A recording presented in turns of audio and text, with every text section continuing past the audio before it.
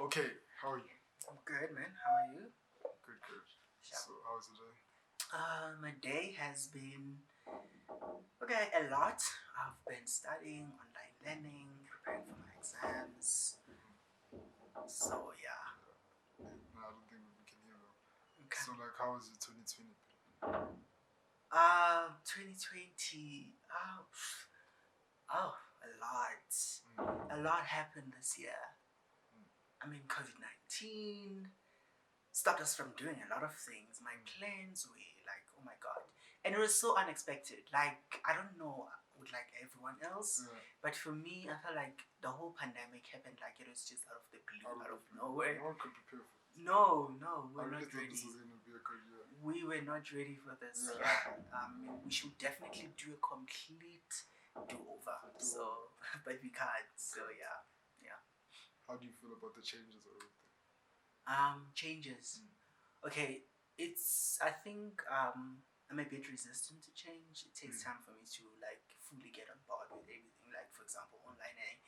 Like the first few months, I think it was difficult, but like I got hold of it and I was like, okay, I get it now.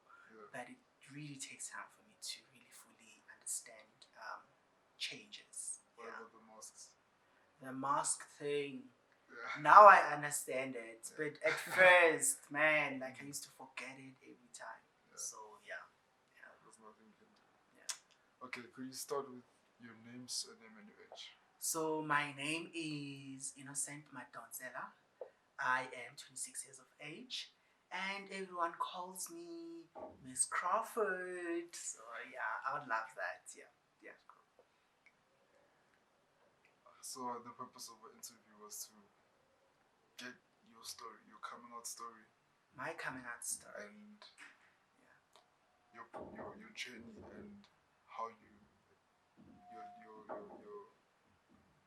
journey to self-love as well. Oh. Yeah. That's okay. So, what is your sexuality and what do you identify as? So I identify as gay. Yeah, I'm a gay man in South Africa. What pronouns do you use? My pronouns are he, she, they. I don't mind. Yeah. Could you tell us about your journey of self-discovery? Oh, my journey of self-discovery. That's man.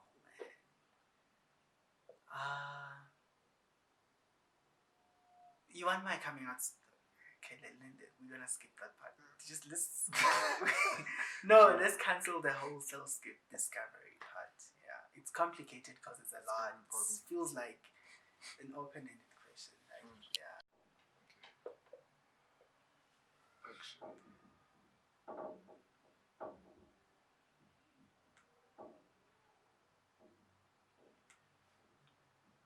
Is the camera paused? No. But now it's not recording. Oh. Hey. Hello?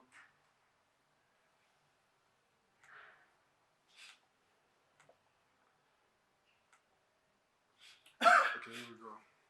Is it recording? Yeah. Okay, just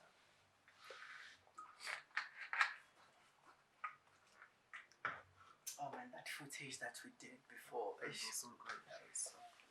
So, yeah. Could you tell us about your coming out story?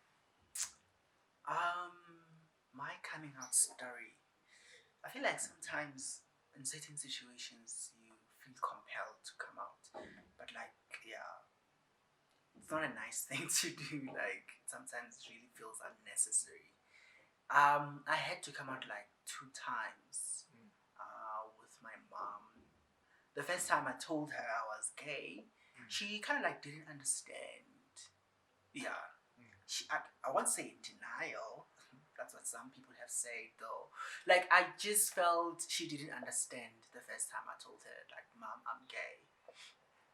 And she had a lot of questions and I wasn't ready to answer them at the time. So we kind of like said, you know what, let's just park this conversation right now and just pack it and then we're gonna get back to it. And we kind of like waited for 2 years, and that's when also I had to come out again to her because she was like, so are you really really gay?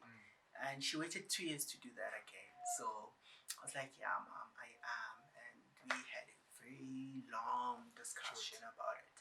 And fortunately, I think the second time she was more understanding, accepting, and she was really coming from a place of empathy and understanding. I'm very thankful because she has friends. So one of her friends actually has a gay a relative. So it kind of made it easy because I remember like she'd be like, oh, so like my friend so and so actually also has like a gay relative. Kind of made it easy for me to Come on. yeah, come out in a way. Yeah. So like, what was the first reaction? How was the first reaction? Her first reaction, it was, Was it tense? this is not or real. Just confused? She felt like I was gonna grow out of it. Yeah. She felt I hadn't met the right person. These were her words. I'm sorry. Yeah, and she also she just didn't expect this. It was like it crushed all her expectations for me because this is not something she wanted for me. So yeah, it was something difficult for her at first. Okay. Yeah. So I think it was easier for her to absorb everything because she was like thinking about it and processing it and learning. Definitely helped to think about it. Definitely, I think she did a great job. Yeah, because she really kind of accepted me. She does love me so much. Yeah. How did the rest of your family and friends? My siblings, I really didn't have a sit down with them. I didn't see the need to sit down with my siblings and tell them, oh, brother, like, so I am. No, I didn't. I just didn't see. No, I just didn't see the need to do that with them. I mean, they don't have to tell me they're straight, right? So why do I have to? So they saw me with my boyfriend at the time, and they had to. I just They had to accept it. They had just have to accept it. Yeah. How do you educate your family to like let them like know and understand you more? I don't really do that, guys. I feel like me being myself and me, yes, it's. I think that's enough. I don't really have to go an extra mile and teach them to love me. I mean, no one had to teach me to love them, right? Yeah. So I just love them because they are. I love them for who they are. So I expect, in a way, some way, to just it's expected out of everyone to love each other. So I think it's like a bare minimum. Like we should all just be kind and loving, and it's very important even with family members. Yeah. What LGBTQ activities do you partake in? Damn, I go to Pride for community. Yeah. Really, that's all. Yeah, I don't really know a lot about what the community is. So I feel bad about that. I'm sorry. Why do you feel pressure? I wish I could do more. I know there's like things we can do. So hopefully, in the near future. Do you feel pressure into like partaking in these activities? No, I don't really. No.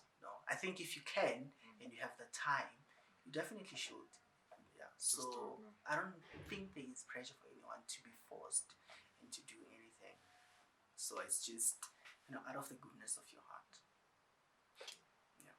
So how do you feel like the LGBTQ community is well represented in media? And if not, how do you think they can change that? Oh, I think they're doing a great job. There is some representation.